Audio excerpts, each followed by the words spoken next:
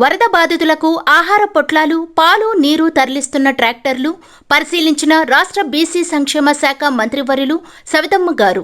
విజయవాడ నగరం fruit market సమీపంలో 8 ట్రాక్టర్లతో వరద బాధితుల కోసం ఆహారం పొట్లాలను తరలిస్తున్నారు. ఈ సందర్భంగా అక్కడికి వెళ్లి వరద బాధితులకు అందిస్తున్న ఆహారంను పరిశీలించిన మంత్రి సవితమ్మ గారు. అనంతరం 56వ డివిజన్లో పాత రాజేశ్వరిపేటలో ఇంటింటికి వెళ్లి ఆహార పొట్లాలు, పాలు పంపిణీ చేసిన మంత్రి సవితమ్మ గారు బాధితుల దగ్గరికి వెళ్లి వారి యొక్క ఇళ్లను పరిశీలించారు.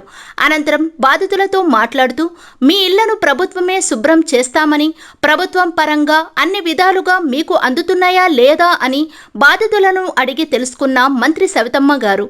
ఈ కార్యక్రమంలో డిప్యూటీ కలెక్టర్ విజయ్ కుమార్, స్థానిక నాయకులు తదితరులు పాల్గొన్నారు.